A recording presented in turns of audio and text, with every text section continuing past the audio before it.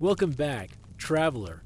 Before we begin tonight's quiet journey through the Celtic world, don't forget to like, subscribe, and share this episode, especially if you enjoy falling asleep to forgotten history. It helps more. Curious souls like you find their way here. Now, find your favorite blanket, turn the lights down low, and settle into a cozy space. Let your thoughts drift gently as we step once more into the twilight past. Tonight, we walk beside druids in moonlit groves and listen to whispers between the leaves. This is episode 2 of our Celtic World series. So far, we've looked at 3 major ways in which we can approach the Celts: through the writings of the classical authors who encountered them, through the artifacts that archaeologists dig out of the ground, and through the languages that they spoke. We've seen that the picture we get of the Celts is varied. They are not one monolithic people, and they didn't form a single empire, although a lot of older books will represent them this way. So far, we've mostly talked about the Celts in rather broad terms. We've covered the whole area that has traditionally been associated with the Celts. In this lecture, we'll concentrate on a very specific encounter between the Celts and the classical world, because it was so important that it deserves a whole lecture to itself. I'll be looking at the process by which Rome finally conquered and assimilated the Gaulish territory in both northern Italy and what is now France, and I'll focus particularly on Julius Caesar's famous conquest of Gaul. We'll see that the Celts often got drawn into the larger story of the slow but inexorable growth of Roman power in the Western Mediterranean. In contrast to the raids by the Celts on Italy and Greece that we talked about earlier, Caesar's campaigns in Gaul targeted the homeland of the Celts themselves. The story of why Caesar went into Gaul is fascinating, and it involves quite a bit of political intrigue on both the Roman side and the Gaulish side. In order to tell this story, I'm going to first set the scene by describing the political situation between the Gauls and the Romans leading up to the mid-1st century BC. It turns out that the Romans and the Gauls had a long history of conflict in Italy itself that might have prepared the way for at least some Romans to support his efforts to conquer Gaul. Then I'll talk about how the conquest came about, and finally I'll describe the aftermath. We have to back up all the way to the mid-3rd century BC, and we need to start not in Gaul, but in northern Italy, which was a Celtic-speaking area. You'll remember that after the clashes between the Gauls and the Romans in the 4th century BC, the Romans had pushed back against the Gauls living in northern Italy in the Po Valley, a region that they called Cisalpine Gaul, or Gaul this side of the Alps. By the 220s BC, the Romans had thoroughly militarized this region. They had imposed Roman garrisons on the population, and they were planting colonies of Romans among the native Celts, whose most important tribe was called the Boii. But the Boii were not giving up just yet. The Romans had other enemies, and the Boii were open to allying with those enemies. In the spring of 218 BC, an envoy arrived in Cisalpine Gaul from Hannibal, the famous Carthaginian commander, seeking an alliance with the Boii against the Romans. Then Hannibal famously crossed the Alps with a huge army and a few elephants, and he did so with the help of local Gaulish guides.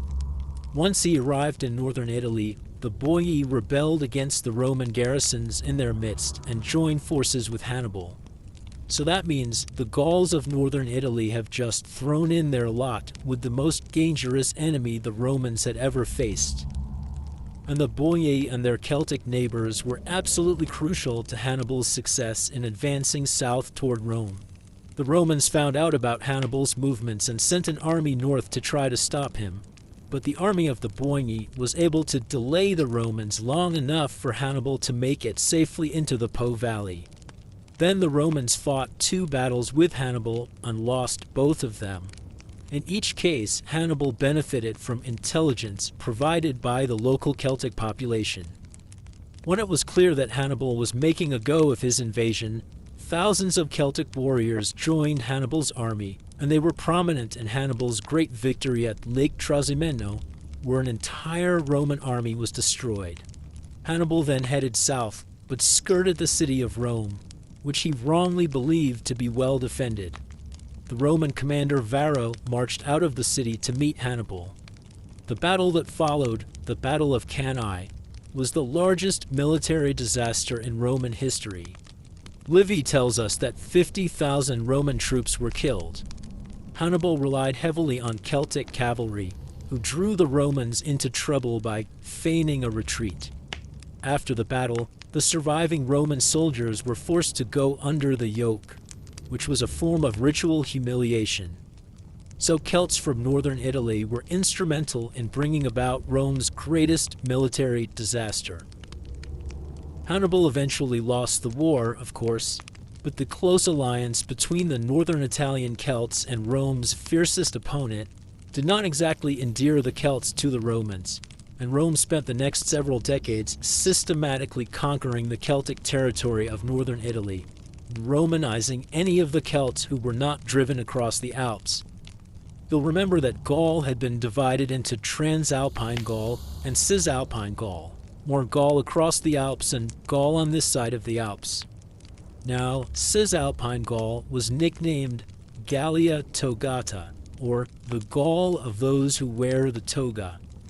And by the 1st century BC, the former Cisalpine Gaul was just part of Italy. Incidentally, Transalpine Gaul was also renamed. Its new designation was Gallia Comata, or Hairy Gaul. This was a reference to the fact that the Gauls wore their hair long and did not shave their beards, unlike the clean-shaven Romans. So in these new names for Gaul, we see that the territory of the Gauls has now been divided into the region in northern Italy where the Gauls had been culturally and politically assimilated to Rome, and the region in what is now France where they had not. But the Celts of Gallia Togata did make one last stand against Rome. They played an important role in the well-known slave revolt led by Spartacus, which was depicted in a famous movie from 1960 starring Kirk Douglas. In 73 BC, a Thracian gladiator named Spartacus broke out of captivity in southern Italy and gathered a large army, consisting largely of Celts, including his two most important generals. Spartacus moved north in an effort to meet up with the Celts of the Po Valley, but he was eventually cornered and killed, probably in battle. Still, this means that the Celts were associated with two of the Romans' most dangerous opponents, Hannibal and Spartacus. But if Cisalpine Gaul has been thoroughly conquered and Romanized, what about Transalpine Gaul, Gaul beyond the Alps, or Hairy Gaul?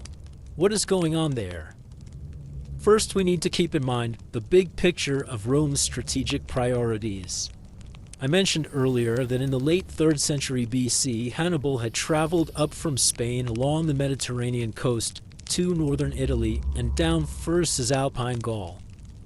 This land route between Italy and Spain was crucial to the Romans if they wanted to keep in contact with their colonies in Spain. Right in the middle of this land route was the city of Massalia, a Greek colony founded in 600 BC. Massalia would become the modern city of Marseille. Massalia had developed into a crucial trading city, with connections both in the Mediterranean and also deep into Celtic territory in Gaul. But the neighborhood of Massalia was rather dangerous. In the middle of the 2nd century BC, Massalia was attacked by a tribe known as the Saliates, which were referred to by Roman soldiers as Celto-Ligurians, which means that the Romans were actually confused about the identity of these people. But at any rate, the threat from the Saliates continued, and so Massalia called on Rome for help.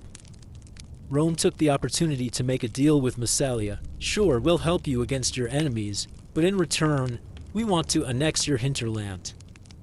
Massalia was up against it, so they said yes. And Rome then sought out and defeated some of the Celtic allies of the Saliates to the north of Massalia. Rome thereby acquired an important strip of coastal territory in Gaul that they named simply the province, which is the origin of the modern French name of the region, Provence. But Celtic Gaul was by no means a stable place. Various Celtic tribes jockeyed for supremacy, and one tribe in particular, the Cimbri, became a threat to Rome around 113 BC. The Cimbri had arrived in Gaul from somewhere in northwestern Europe, possibly from as far north as Jutland in Denmark, though this is highly uncertain. At any rate, they appeared in the Rhone Valley, just north of Massalia, in the territory that the Romans now considered their own backyard, and they began stirring up trouble. The Cimbri allied with other tribes, including the mysterious Teutones, who joined in the war against Rome, and over the course of less than a decade, various Gaulish tribes defeated 4 large Roman armies sent to contain them. By 105 BC, there was nothing between the Gaulish armies and Rome itself, and the people of Rome were panicking. Then something unexpected happened. Instead of heading for Rome, the Cimbri and Teutones turned around and headed west for Iberia, where they plundered for a while before being driven out in turn by the Celtiberians. The Romans had really been lucky there, but it would be easy to see why Gaul was considered a threat to the security of the empire. And the threat was not over. In 102 BC, a group of Teutones and another tribe called the Ambrones moved south to threaten the Po Valley. But this time, they had picked the wrong Roman general to go up against. The Roman commander was Gaius Marius, who was most famous today for having reorganized the Roman army into a professional fighting force.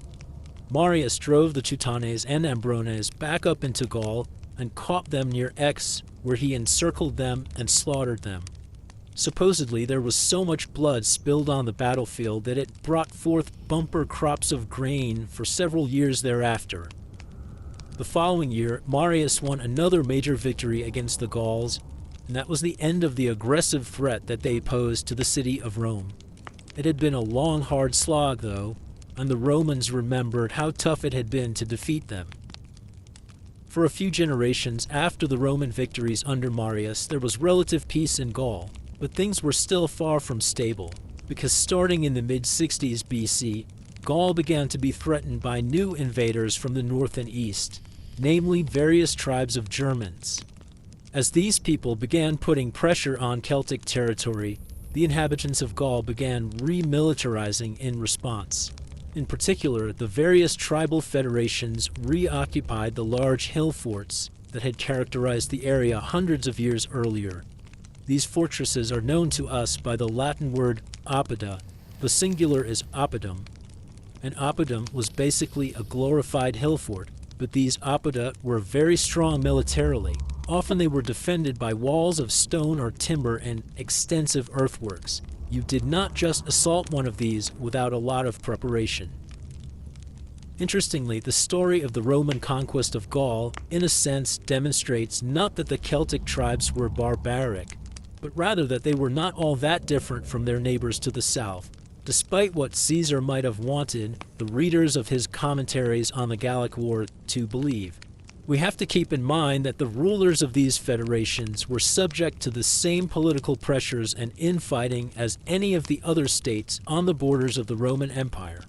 The Gauls had to figure out whether it made more sense to fight the Romans or make a deal with them, which was just exactly the calculation that was being made all along the borders of Roman territory.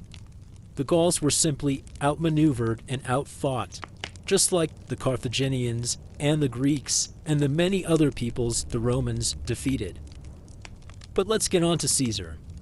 The story of Julius Caesar and the Gauls used to be familiar to every educated Westerner because almost everyone learned Latin by reading Caesar's commentaries on the Gallic War. I mentioned Caesar's writings about the Gauls when I talked in more general terms about the classical view of the Celts, because Caesar relied heavily on the work of earlier authors who wrote about the Celts, such as Posidonius. This is actually rather surprising in a sense because you would have thought that since Caesar fought the Gauls and presumably spent a reasonable amount of time in their company, he wouldn't need to use other people's writings about them, but he did. And as a result, we don't really learn much that is new about Celtic customs from Caesar.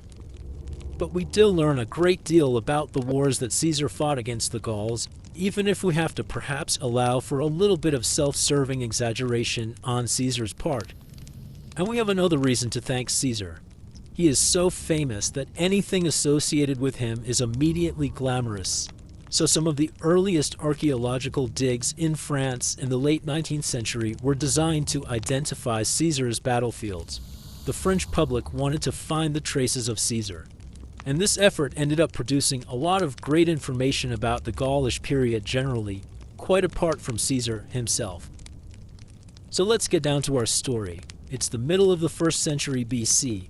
The Celtic-speaking tribes in Gaul have consolidated themselves into several major coalitions.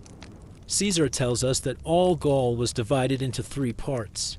Roughly speaking, they are Aquitania in the southwest, which is where we get the later name Aquitaine from, Belgica in the north, the origin of our word Belgium, and Celtica, which is essentially now central and southeastern France.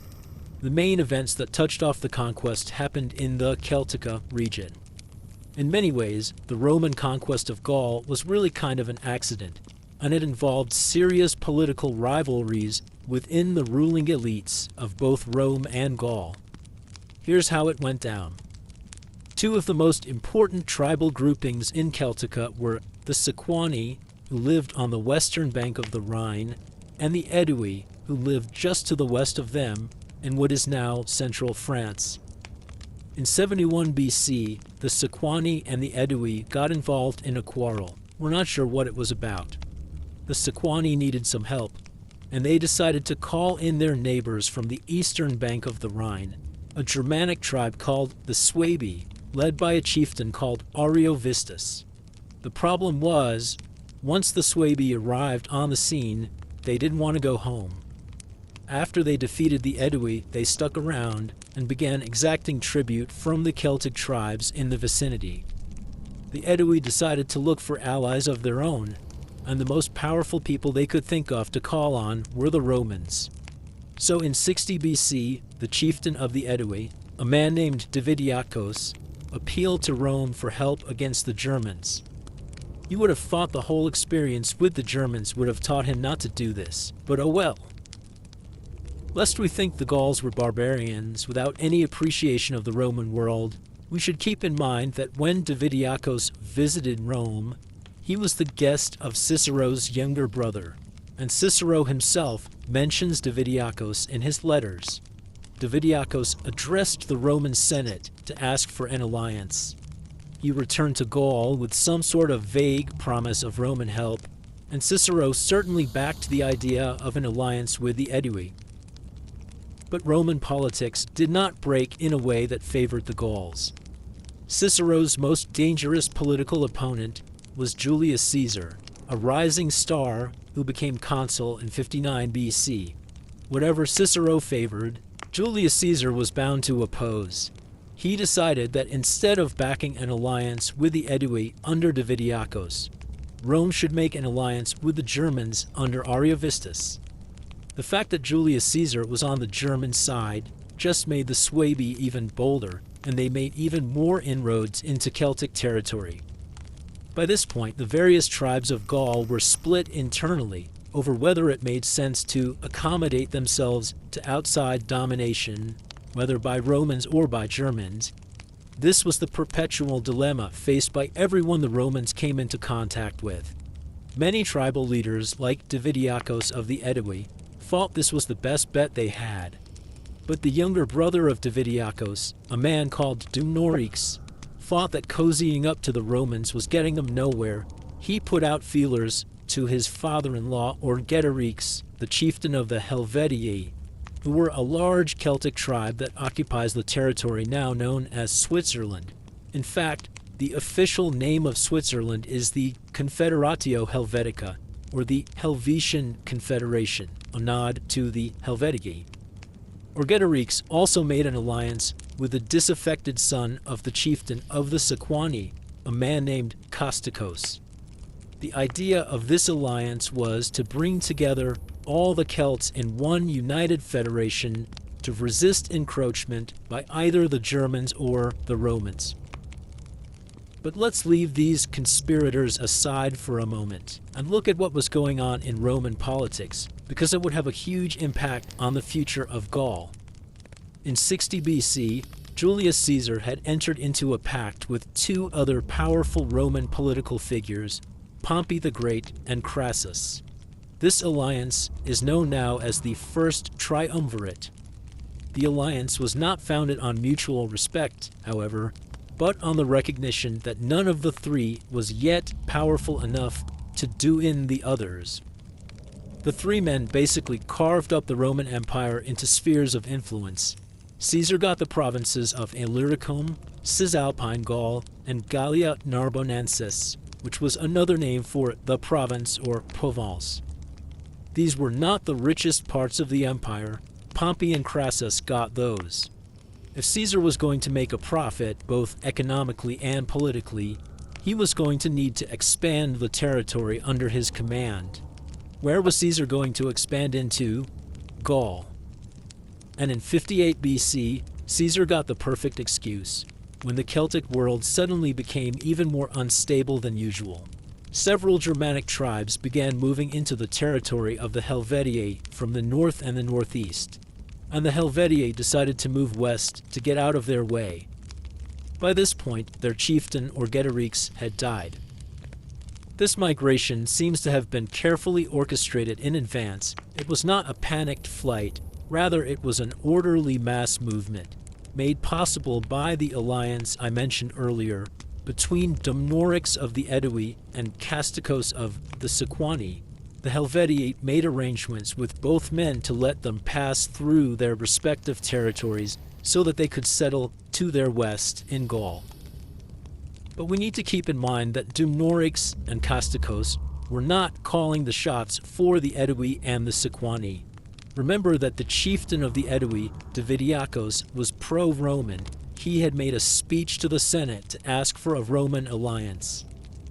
Despite the fact that Julius Caesar had not been interested in a Roman alliance with the Aedui a few years earlier, Dividiacos was willing to give it another shot. He sent word to Caesar that the Helvetii were on the move. Caesar was eager to demonstrate to the other two members of the Triumvirate, as well as to the Roman population at large, that he was fully capable of protecting his province of Gallia Narbonensis from these migrating Gauls. So Caesar marched north to meet the Helvetii. They turned northwest into the territory of the Aedui, and Caesar followed. The arrival of Caesar blew open the tensions among the Aedui between pro-Roman and anti-Roman factions. Many of the Aedui were giving aid to the Helvetii. Caesar demanded that they cease and desist, and he probably called for the capture and elimination of Dividiacos' anti-Roman brother, Dumnorix. But Dividiacos did not give his brother up. He apparently told Caesar, through an interpreter, that it would be politically dangerous for him to do so, and that he would lose standing, not just among his own people, but throughout Gaul. This is a sign that anti-Roman sentiment in Gaul was growing across tribal boundaries. Despite the failure of Dividiacos to cooperate, Caesar went after the Helvetii and caught them. In a series of battles, he massacred huge numbers. Of the 400,000 members of the Helvetii who began their migration, only a quarter survived, and these survivors were forced to go back to their homeland, where they were eventually overrun by incoming German tribes, and their language died out. Caesar's demonstration of ruthlessness led some of the other tribes in Gaul to decide that making peace with Caesar was by far the best option, and they figured that if they did so, Caesar might help them against Ariovistus and his Germans. Caesar challenged Ariovistus, who defied him. Ariovistus began gathering his forces in the territory of the Sequani, who were anti-Roman Celts.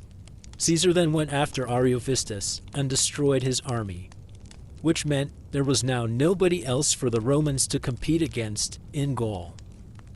The following year, 57 BC, Caesar moved north to campaign against the Belgae, who were the least Romanized of the Gauls. He carried out a brutal campaign of sieges and slaughter. The year after that, Caesar conquered the Veneti, a seafaring people who lived on the Armorican Peninsula in what is now Brittany. He then defeated another attempted German incursion into Gaul. Caesar reports himself that of 430,000 members of the tribes, only a few survived, and when he finished with the Germans, Caesar undertook 2 extended raids into the island of Britain in 55 and 54 BC.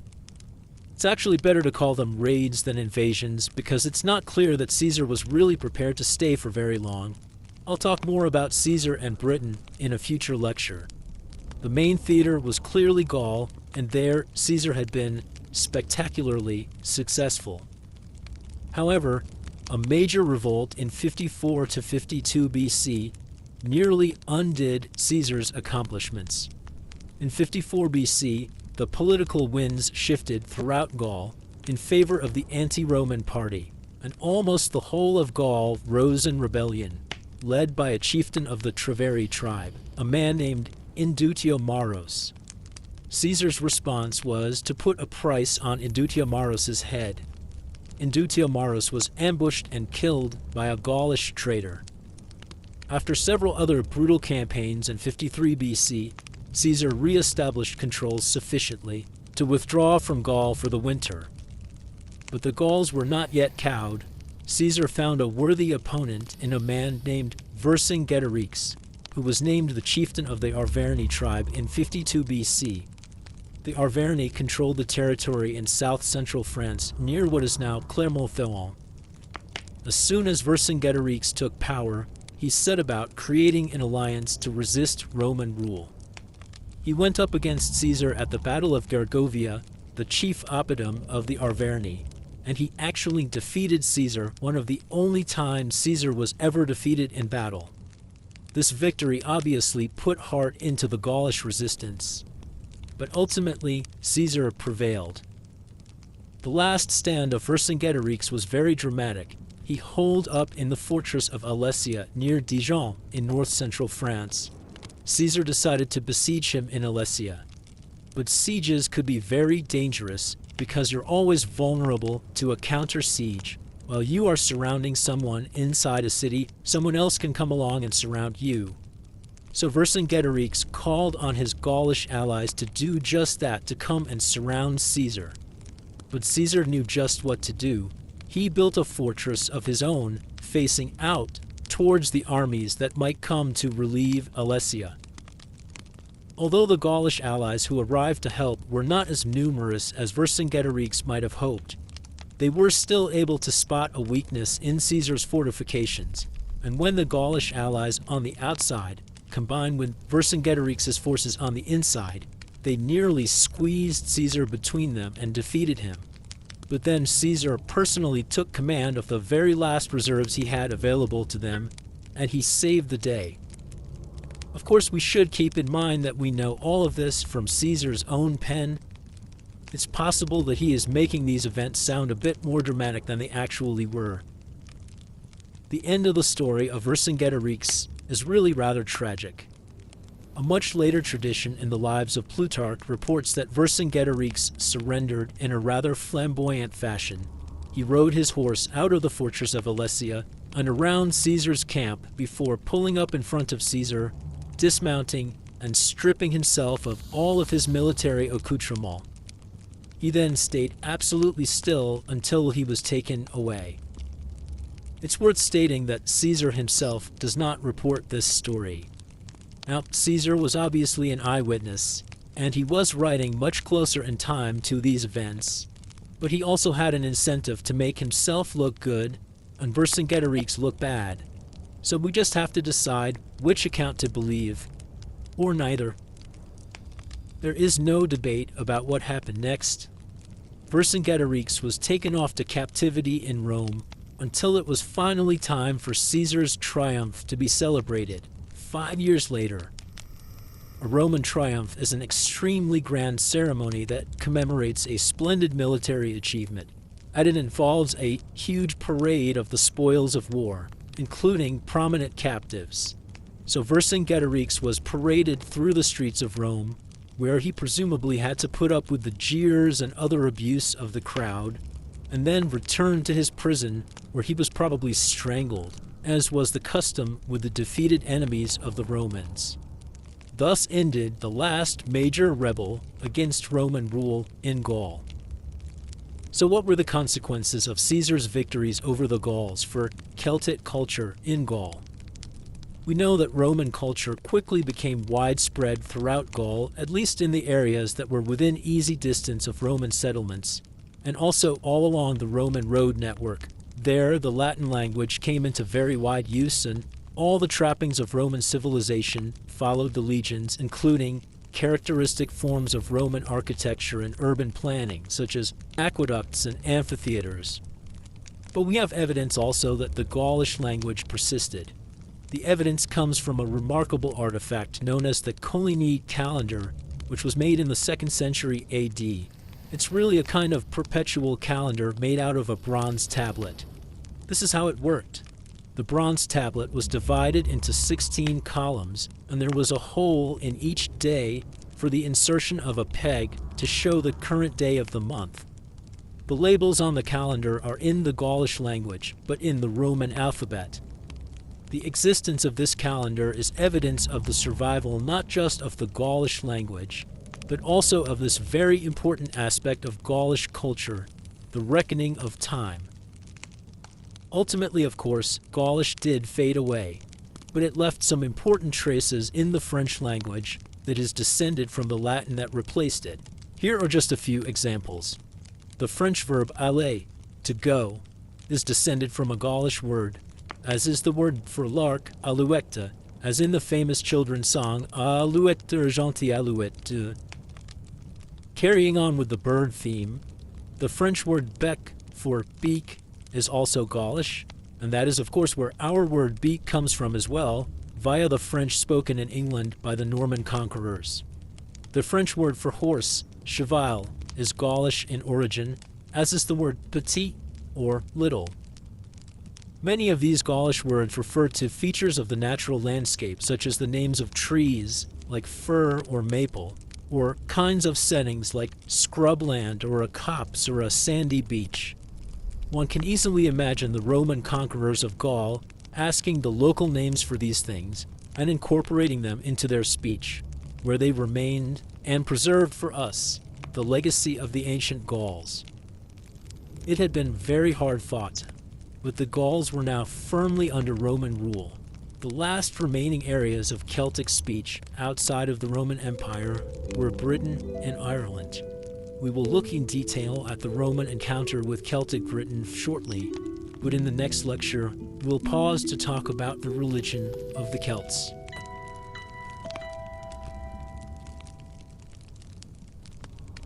I talked about the Roman conquest of Gaul, but I want to pause in the chronological narrative here to talk about a very important subject about which too little is known, namely religion and the Celts, and particularly the role of Druids in Celtic society. I'll look at the general beliefs of the Celtic peoples insofar as we can get at them, and then we'll talk about Druids in some detail, because, let's face it, Druids are cool. But our task in this lecture will be difficult, and much of what I will say will be frustratingly general and tentative.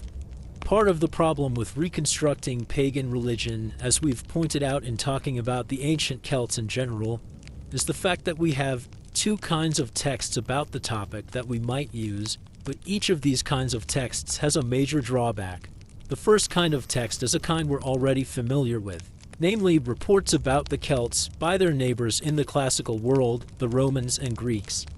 These sources have all the same advantages and disadvantages with regard to learning about Celtic religion that they do when we're looking at any other aspect of the Celtic world. We can't be sure how well these writers really understood what they wrote about. But in many cases, these texts are all we have, so we need to make the best of them.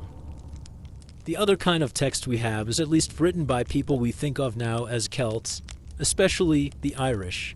But there are two problems with these texts.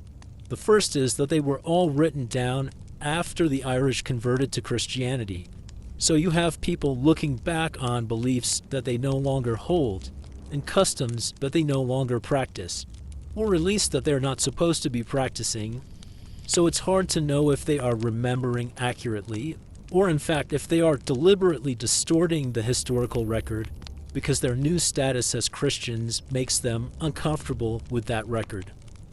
The second problem is that we're not entirely sure, as we've already said, and will say again, how much of a connection there is between the people of Ireland, say, and the people of Gaul. Do we have any right even to expect that their beliefs would be the same? That is a question we will need to leave somewhat open, but there are at least some intriguing parallels that could make us inclined to accept a connection between different areas of the Celtic-speaking world after all. Now, one reason to look at Celtic religion is precisely because this topic should help us answer the question of whether we can see anything distinctive that unites the so-called Celtic peoples across space and time. But in fact, the evidence for diversity of beliefs is just as compelling as the evidence for unity. Celtic mythology is hard to reconstruct, but it seems to have focused on a pantheon of nature-related gods, and also belief in an other world that was located either across the sea or under the ground. That seems to be a bottom line that we observe across all Celtic-speaking territories. But when we start to get specific, the picture is murkier. If we were to plot a map with mentions of the various deities that the Celts worshipped, there would be some common cults that appear over wide stretches of territory. But there are also many, many gods that were highly localized. It is hard, if not impossible, to reconstruct anything like a Celtic pantheon that stretches across all the Celtic lands. But we have to be brave and proceed. So let's start with what the classical world thought about what the ancient Celts believed. One of the aspects of Celtic belief that struck the classical authors the most forcefully was their fixation with treasure, especially gold, which was often offered as a sacrifice to their gods. We have several reports of how the Gauls would deposit large amounts of gold and silver in their temples, and Strabo reports in amazement that the treasure would be absolutely safe. Nobody would think of touching it. But according to Posidonius, besides offering treasure as a sacrifice in temples, the Gauls would deposit gold and silver in lakes. We know that the Celts believed in an otherworld for which water was a kind of boundary. So by depositing the treasure in lakes, they were essentially sending it to the realm of the gods. And by the way, this habit of depositing valuable objects in water continued for hundreds, even thousands of years after the period of Celtic dominance in Gaul. French peasants were still depositing precious objects in water in the medieval period. So you have all these Gauls throwing gold and silver into lakes, and this becomes known to the Romans. What are the very pragmatic Romans going to do about it? Strabo tells us that whenever a Gaulish region was conquered, the Roman authorities would auction off these lakes to raise money for the public treasury. Presumably the buyers of the lakes would then drain them. It helps that the Romans are excellent engineers, and then scoop up all the treasure at the bottom. We have evidence that the Celts had some kind of mystical connection to birds. A historian from the late 3rd century BC named Eudoxus reported that if the plagues of locusts descended on the crops of the Celts would use special prayers and offer special sacrifices to attract flocks of birds who would come and eat the locusts. And this sounds like a kind of early organic pest control. Birds are a common element in reports about Celtic beliefs, but they didn't always play the same role. There's a report from a late 2nd century BC writer named Artemidorus of Ephesus, who traveled all the way to the western Mediterranean, that a later writer named Strabo included in his geography, though Strabo wasn't sure it was true. Apparently, in some port town on the Atlantic coast of Europe, there were 2 crows with whitish right wings, and these crows were used to settle disputes. 2 men who had a dispute would come to the crows, put a plank on an elevated place, and then each man would throw cakes of barley into the air. The birds would eat some of the cakes, but they would scatter others. The man whose cakes the birds scattered would win the dispute. Now, Strabo doesn't find this plausible. But we should remember that the classical world was full of cults in which omens that were just as strange were used to predict the future. In their use of birds for divination purposes, the Celts were firmly in the mainstream. There are also signs that the Celts attached some kind of religious or at least symbolic significance to the severed human head. Livy records a story about what happened to the Roman general Postumius when he was killed while fighting against the Boii tribe of Cisalpine Gaul in northern Italy. According to Livy, the Gauls took his severed head in a procession to their chief temple, and once the skull had been cleaned, they ornamented it with gold and used it thereafter as a drinking cup for their priests on special occasions. Now here is a case where we do need to be somewhat careful with our sources, since Livy was writing 2 centuries later, and we also have reports of other ancient peoples using people's skulls as drinking cups. This could be a case of literary borrowing. Livy has read this story somewhere, and he thinks it'll give his account of the Gauls that extra exotic touch. Or it could actually be a case where the idea of using a human skull as a drinking cup either spontaneously occurred to different people, or the idea may have spread from one people to another. We certainly know from the many representations of the human head on various artifacts that the cult of the head was widespread, so prominent in fact that after the Romans had conquered Gaul, they felt called upon to ban the display of severed heads. It was just too much for the Romans. Though apparently, gladiatorial contests fought to the death and executing criminals by means of wild beasts was okay. One of the Celtic beliefs that caused the most comment among ancient writers was the belief in reincarnation, which was, incidentally, a belief that the famous Greek philosopher Pythagoras shared. Diodorus reports that the Gauls believed that a few years after death, a departed person would be reborn into a new body. He states that some Gauls would throw letters into a funeral pyre so that they could be read by people who had already died. So far, we have assembled a rather eclectic list of things that the Celts believed. They don't really amount to a systematic worldview, probably because we really don't have access to the mythological stories of the ancient Celts, and it's very hard to know how the surviving stories from Britain and Ireland do or do not correspond to stories that would have been current in Gaul, say, in the classical period. We're left with a sense that the Celts had a special reverence for certain aspects of the natural world, and that they did believe in some kind of other world or continuation of human existence after death. So who was in charge of Celtic religion? Of course, the first word that most people think of when they think of Celtic pagan religion is probably Druid. Druids seem to have been a feature of British, Irish, and Gaulish society, but they're not found in every part of Europe where Celtic languages were spoken. Druids were apparently especially popular in Britain. In fact, Julius Caesar reports that the Druid movement began in Britain, and that Gaulish Druids, who really wanted to advance their careers, actually went to Britain to study there. It's interesting that one place where you don't see them at all is Spain. So the area of Celtic speech is not exactly the same as the area where Druids were active. Caesar reports that the Druids were extremely powerful in Gaulish society.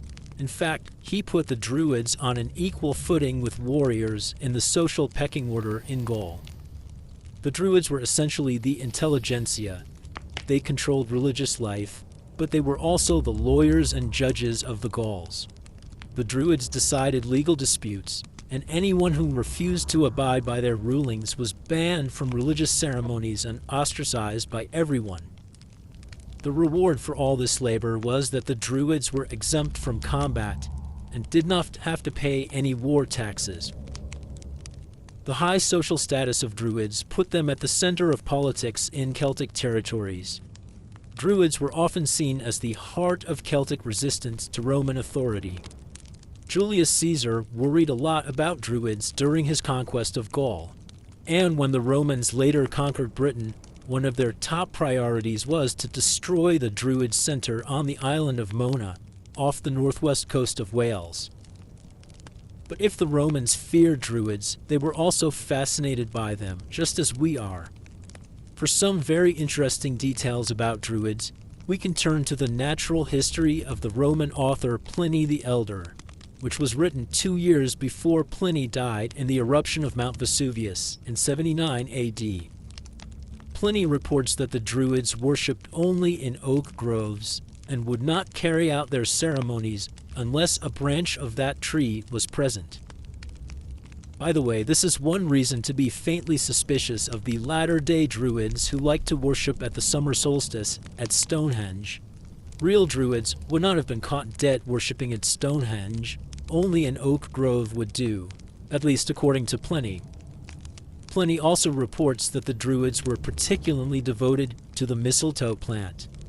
The Celtic word for mistletoe supposedly meant all healing. Apparently, the Druids would prepare a drink from mistletoe that was reputed to make barren livestock fertile and to counteract all poisons. Pliny reports these beliefs, but he does not share them. He says rather dismissively, "Such is the devotion to frivolous affairs shown by many peoples." So how did one get to be a Druid? It was a little like getting to Carnegie Hall. You needed to practice. Druids trained for many years to master very complex texts by memory, since they did not believe in writing down sacred things. Instead, they would spend many years memorizing every aspect of Druid lore. It could take as long as 20 years to become a fully trained Druid. As I've said, they wanted to keep their minds sharp by exercising their memories, and they doubtless also wanted to keep arcane knowledge to themselves. But what were they keeping secret? If we knew that, we'd really be somewhere, wouldn't we? But one thing we can be fairly sure of is that the Druids had a belief in fate, or at least in luck, in the sense that some times were lucky while others were unlucky. In an earlier lecture, I talked about how the Coligny calendar, which was made in the 2nd century AD, makes it clear to us that the Gaulish language was alive and well at that time. But the Coligny calendar also seems to provide confirmation that Druids were in charge of determining which days were auspicious for engaging in certain activities. For example, Posidonius tells us that the Druids were often in charge of deciding whether it was a good day to give battle. He tells us that it was by no means unheard of for 2 armies to be drawn up, ready to fight each other, when all of a sudden the Druids would step between them and stop the battle from taking place. Posidonius seems rather surprised at the authority the Druids have over their people, which might say something about his experience with the priests of his own culture. I mentioned earlier that one of our challenges in dealing with Celtic religion is the fact that our sources don't match. We have classical sources from the early period and Celtic sources from the later period, and we always have to wonder whether we can really draw a straight line between the world of the classical Celts and the Irish and British culture that is often associated with it. But we do have hints in Irish literature that Druids were important in Ireland, and that there, too, the Druids had the job of deciding what was lucky and what was not. There's a wonderful example of a Druid ruling on this question of what a day was lucky for in a famous Irish story called The Toyne, or the Cattle Raid of Cooley, which takes place in the north of Ireland. I'll talk much more about this text in a later lecture. Towards the beginning of the story, we get a kind of prologue in which we find out about the birth of a king. Supposedly, the Princess Nessa, the daughter of the King of Ulster, was looking out on the road when a Druid named Cathbad came by. She asked him, "What is today lucky for?" Maybe that was just the polite question you asked a Druid. Cathbad answered, presumably thinking quickly, "For begetting a king on a queen." Since there was no other man nearby, Nessa and Cathbad have a tryst. And 9 months later, the future king, Conhovar, is born. Well, it turned out to be somebody's lucky day, and that somebody was Cathbad the Druid. To return to the classical period for a moment, we have a report recorded by Cicero about an actual druid. In Cicero's treatise on divination, which he addressed to his brother Quintus, he reports the following. The practice of divination is not even neglected by barbarians. I know there are druids in Gaul because I met one myself, Davidiacus of the Edawi tribe, who was your guest and praised you highly. He claimed a knowledge of nature derived from what the Greeks called physiologia, the inquiry into natural causes and phenomena. He would predict the future using augury and other forms of interpretation. Notice the charming detail that Cicero passes along the praise offered by this druid to his brother. The point of Cicero's treatise is that divination is something that everybody does, even barbarians. But the tiny whiff of snobbery is balanced out by the clear implication that Cicero is interacting with this druid on an even social footing. But Celtic religion appears to have had a darker side as well, which the Romans did not approve of, because the knowledge of the future and of what days were lucky could come at a high cost. We have many early references to the Celts practicing human sacrifice. The earliest, very fragmentary reference to Celtic human sacrifice comes in an odd place. It's in a Greek comic tirade written in the late 4th century BC, in which the author, Sopater, is denouncing 3 fellow writers. He tells his audience what he would like to do to these terrible writers. It's what the Celts do to their enemies after a successful battle. Quote, among them is the custom, whenever they are victorious in battle, to sacrifice their prisoners to the gods. So I, like the Celts, have vowed to the divine powers to burn those 3 false dialecticians as an offering. So, the propensity of the Celts to sacrifice their victims was so well known in the ancient world that we find it as a topical reference in satire. So how did human sacrifice actually function in the Celtic belief system? Well, Posidonius tells us that the Gaulish Druids would use human victims to foretell the future. The Druids would stab a man right above his diaphragm, and then, when the man has collapsed from the wound, they interpret the future by observing the nature of his fall, the convulsion of his limbs, and especially from the pattern of his spurting blood. The method with the birds and the barley cakes was rather benign in comparison. Julius Caesar reports that the Druids would build enormous figures in which they would encase their victims and then set them alight. This is, by the way, the story that gave rise to a novel that inspired the 1973 film Wicker Man, in which a Scottish policeman goes to a remote Scottish island to investigate a crime and discovers, to his horror, that the inhabitants have embraced Celtic paganism. This film was later remade in 2006, starring Nicolas Cage. But human sacrifice apparently came in various forms. That is, there were different ways in which the victims might be sacrificed. We might even have direct evidence of one of the alternatives to burning people alive, since many bodies of people who were ritually killed have been recovered from bogs in Celtic territory. The interesting thing about this practice is that it seems to have been widespread across northern Europe, really anywhere that bogs are found, whether the land was ever inhabited by Celtic speakers or not. These bog bodies have been discovered as far north as Scandinavia, and nobody has ever seriously claimed that there were Celts in Scandinavia.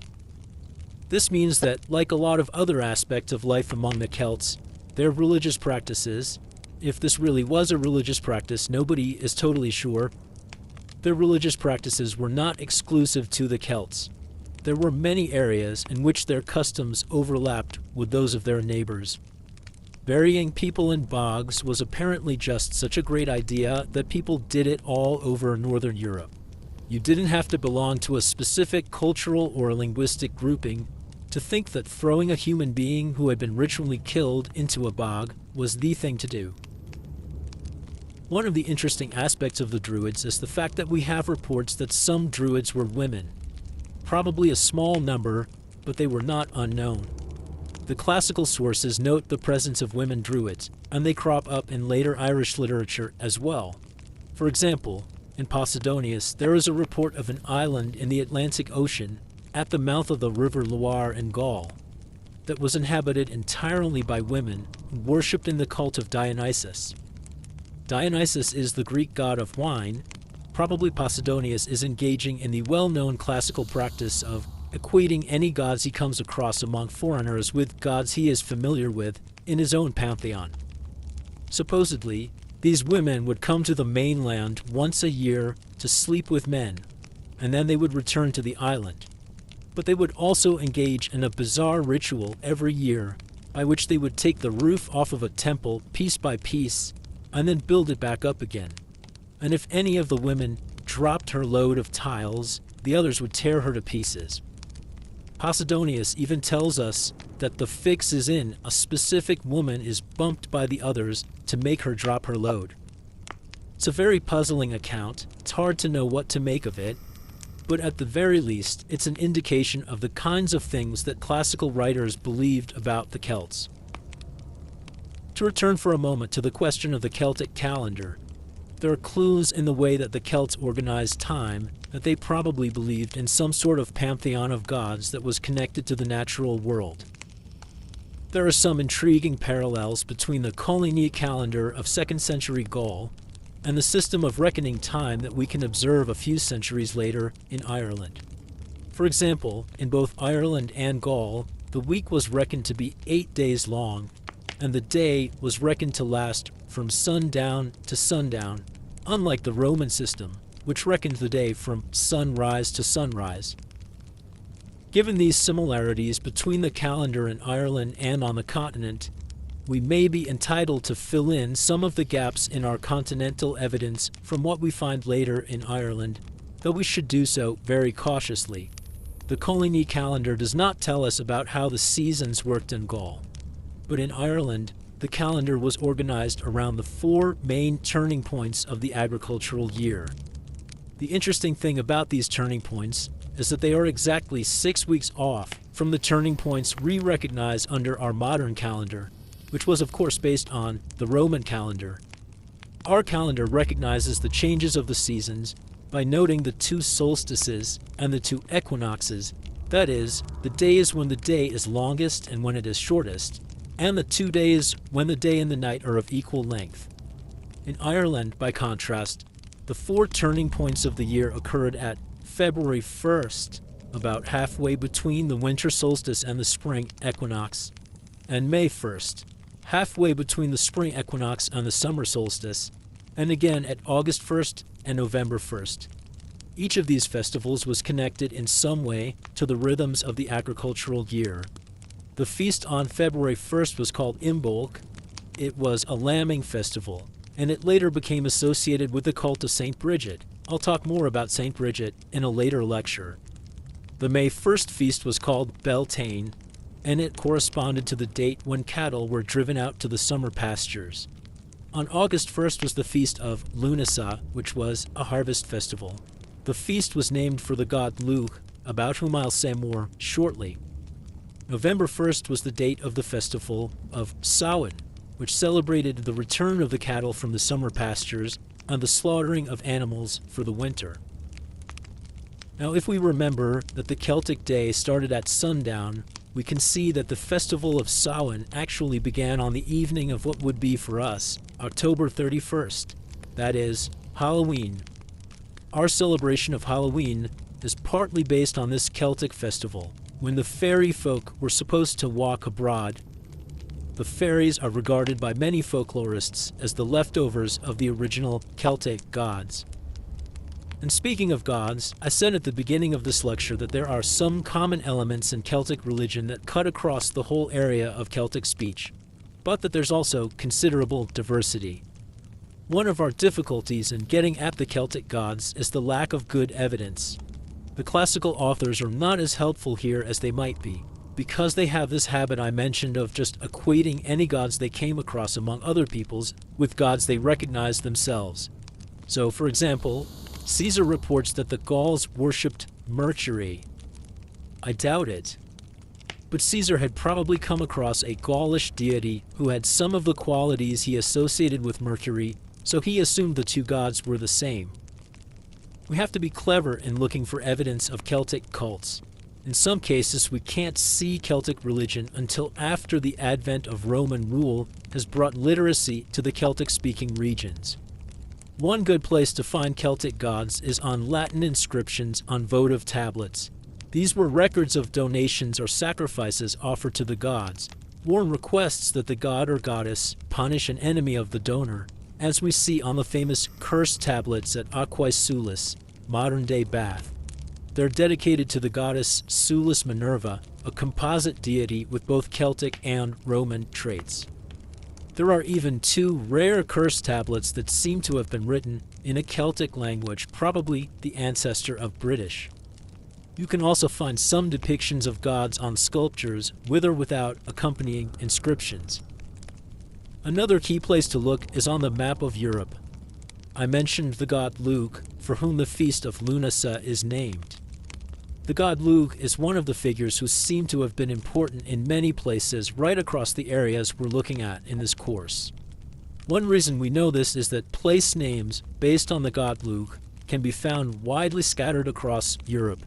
For example, the city of Lyon in France was once called Lugdunum, which comes from a Gaulish name meaning fortress of the god Luke. We can piece together a little bit about who Luke was supposed to be. He seems to have been a god of lightning or of storms in general, though he may also have been associated with war. Much of what we know about him comes from later Irish stories that were written down after the conversion of Ireland to Christianity, but we're probably safe in assuming that the stories are fairly old. We can't tell whether they're derived ultimately from stories that circulated on the European mainland, or whether they arose first in Ireland. Luch is supposedly skilled in all the arts from blacksmithing to warfare to poetry. There seem to have been a few other figures who were widely worshipped all across the Celtic territories, such as the great horse goddess Epona, or the fertility goddess Bree, who, like Luch, is spread across the map of Europe, and whose name is preserved in the name Britain. But there are dozens and dozens of other Celtic deities who seem to have been worshipped in a far more isolated fashion. Thus, Celtic religion leaves us with some intriguing questions. There are strong parallels between the beliefs and practices we see in Britain and Ireland in the historical period and the beliefs and practices we see in Gaul in the classical period, but there are also aspects of Celtic ritual that varied locally. Some Celts had druids, others didn't. Some buried sacrificial victims in bogs, others didn't. We probably have here an equivalent of the same dynamic we've seen with regard to material culture. People of Celtic speech did not feel bound to accept a single religious toolkit, any more than they felt bound to cooperate with each other politically at all times or to adopt the same style of art. There were general trends that cut across the Celtic world, but no single pattern that everyone followed. In religion, as in much else, the Celts liked to make up their own minds.